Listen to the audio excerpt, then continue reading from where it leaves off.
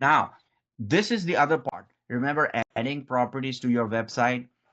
Again, you don't have to do that. But if you decide to do it at some point, one of the benefit of having a portal, one of the biggest benefit of having a portal is that all my properties that I've done in past are also on the portal. It just adds to your credibility, right? Because when you're sending them one deal, they're looking at this one property by itself with no context. When they go to my portal, they can see all the other properties I bought, and whether they're in our portal or some of them I've wholesale, they can have an idea of what price point we buy them. They're all at the same price point, what kind of properties they are. And I'm very transparent. They can check out whatever they want to. So it just adds to the credibility. It's the same thing on LinkedIn, right? Let's say you're 18 years old, you're fresh out of, I don't know, college or whatever, and you have a profile. Well, you will have no links, nothing. But think of somebody who's been working for 20 years. Now your profile has a lot of things. You have referrals, you have affiliations and all that. It's the same thing with this. In the portal, you can show off all the things you've done. So it adds to the credibility. So that's why I have a process through which I add properties to the investor portal. And so the first thing is I find deals, I analyze them, and I offer. If, let's say, you do the first part, and I know you're not like that, but I'm just saying that so that if you're doing finding part and analyzing part, but you're not really making offers, well, guess what will happen? You won't buy any property. So your purchase is directly proportional to the number of offers. Now you will get very good at it. When you get very good at it, you don't need to make a lot of offers to buy properties. So I don't think I'm that great, but I can analyze properties very quickly, and I can offer very good. Did I tell you about this property that I have under contract? I just got under contract. Um, so the agent was walking through the property for me with my boots on the ground. While he was there were two other agents showed up for the same property for other people to buy. The property was literally on MLS for an hour. So within a 2 hour period, by the time they got there, it was an hour two. There were two other people there. Before that person left, before my boots on the ground left, they had multiple offers. Now, what do all of this tells you? Oh, I should just give up. I probably lost the deal. No, I placed an offer, and guess what? Everybody was saying that, oh yeah, they'll get the offer. The property was listed at 35. I placed an offer for 30. Guess what happened? My offer was accepted because not only did I do the analysis immediately, I realized that the property was really, really undervalued and they just needed to move it. The property was valued as is was 50,000. After repair value 80,000. Big house, big house. I placed an offer with proof of funds, accepted by the end of the day. So you just have to be fast to know when you do find a good property, just don't like sit and think about, let me think. No, move on the properties that you can really fast. And once you get good at analyzing deals, then you can make the decision faster. So you cannot just do one thing faster and another thing slower. No, you have to, this all is one line. Find, analyze, and if you find something good, offer, done, boom. Don't wait on that. That's how you get good deals. All right. Do And you so by make the way, sorry, can I interrupt you a second? sure, sure. Do you so when you look at a property, actually I have two questions. One is this one. If you when you look at a property, do you send your boots on ground all the time before making an offer? No, not Right. all the Okay. time. So Yeah. because some places I don't have my boots on the ground. So there's two levels of it. One is I have to. Remember, we are also real estate investors. You also have to take a little bit risk, right? Which means you have to make some assumptions based on that you're making. And so, in other words, you don't have all the information. Right, right. But I want to be in a position where I have enough information based on my experience to make a decision. So number one, here's what I do. I most of the time I'm looking at the pictures. If there are enough pictures, it gives me enough idea based on the numbers I run, based on the pictures that okay, this is a good potential deal. Two, what I do is, and Scott doesn't recommend it, but I do it. I will ask the easiest thing is the listing agent or the my buyer's rep. After they sign the agreement with me, I ask them to do a walkthrough for me if I cannot find the boots on the ground. Now, Scott says not to do that because they represent the seller, right? Right. The way I do that is this, and I'm not saying you have to do it this way or you should do it. When they go in and they're showing me the pictures and all that, instead of them deciding what to do, I tell them how to walk, where to walk, and I tell them to stop here, pan to the right, do this. Again, there's no guarantee that Yeah, yeah. person might hide something, but that's a risk I take.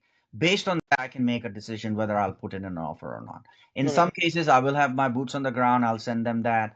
And I had mixed things with boots on the ground as well. Not all boots on the ground are good anyway. So Oh, they may take pictures. They absolutely. may take really crappy pictures, which really doesn't add anything to it, you know. Yeah. So you just have to be good at number one, looking at the pictures. Remember, I keep using the word buy box. That is really important. So when they're doing the walkthrough, what I'm looking for is number one, you know, big holes in the roof. If the roof is leaking, so I'm really wanting to know is the if there was a leak, is the leak active? There are many older properties. A lot of people don't buy by mistake because they see these stains or damages, but they don't know that that was an old leak and there's a new roof. They didn't even bother to look. So I looked at the picture from outside the property I bought. It has a lot of stains. It has a lot of damage, which is obvious that there was a leak. But I saw the pictures from the outside. There's a brand new roof on it. It's like a few years old, but there's no leak, right? So that was off. The mechanicals were fantastic, right? That's what I'm looking for in pictures. You know, Mm. so I got that done, and then I'm verifying, you know, the rooms, the number of bedrooms and bath. I'm verifying, you know, how long is this been vacant, stuff like that. So I'm using my experience to decide whether, you know, how far it is from being habitable. Really comes down to that. And as soon as I realize that, and I'm running my numbers, I know where it stands in terms of comps. And if the numbers are good, it's a no-brainer. It's pretty simple, you know. So there's plenty of properties out there that you can buy for under 30,000. Absolutely, you can buy for under 30,000. The Okay. really good one are probably going to be 30,000. So I have a video also I'm showing that. So now let's talk about this. Your offer is accepted. You have to move really quickly. I write the contract. This is important. You probably all do this. I always write my contract as assignable. Do all of you know what assignable contract is? But Teresa, do you know what that is? Okay, perfect. Now, I'm telling you, this is very important.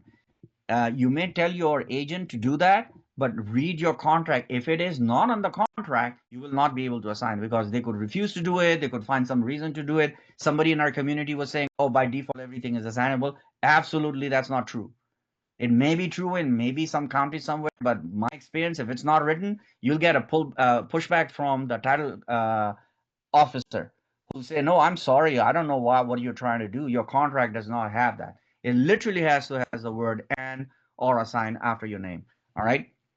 The benefit of this is, and it will happen, even if you have private money lender, pool of private money lender. It happens to me all the time.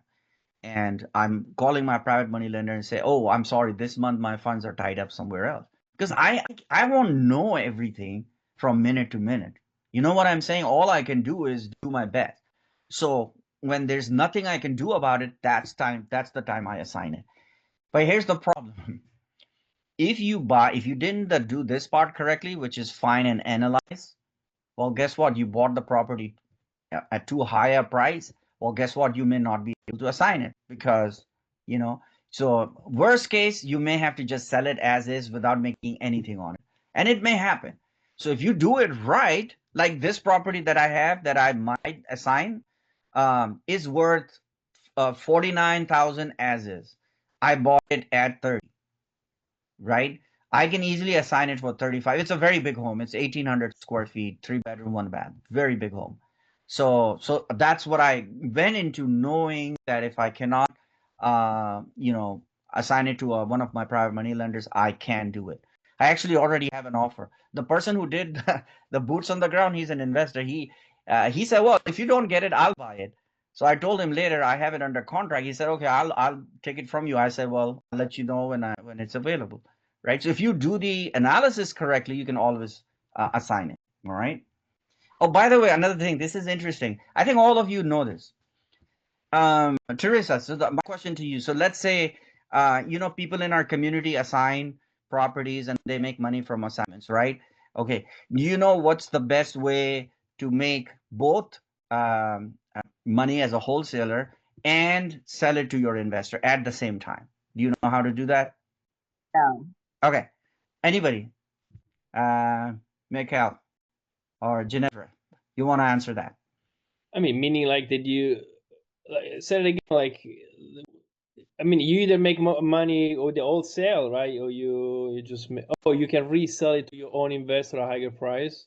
Yeah, yeah. But do it every Actually, that's time. what we do. That's what we do. Yeah, Use the exactly. extra But cash. people are just afraid. No, if the problem is they're buying properties that are not valued that. That's why. Mhm. But I buy properties that are valued more than 30,000 all the time, Right, right. right? So if I put it under contract at 25 or 23 or whatever, I get a loan for 30. Yeah, yeah. So I'm making money there as well. And you need to keep funds anyway. So you can do both. You can be Yeah, wholesaling, making money, and assigning it to your investor at the same time. But if yeah. you do it right, again, comes down to your analysis. If you're buying the property too expensive, then there's no spread in there. So you Yeah. want to be able to do that. Perfect. Very good. All right. Now, so the next step is after you have the property, to gather your pictures. You can find the pictures from the MLS or from your boots on the ground. Create your property report. We already talked about that. I have a full video on that. I actually created a special video where I show you step by step how I add properties to my portal. All right.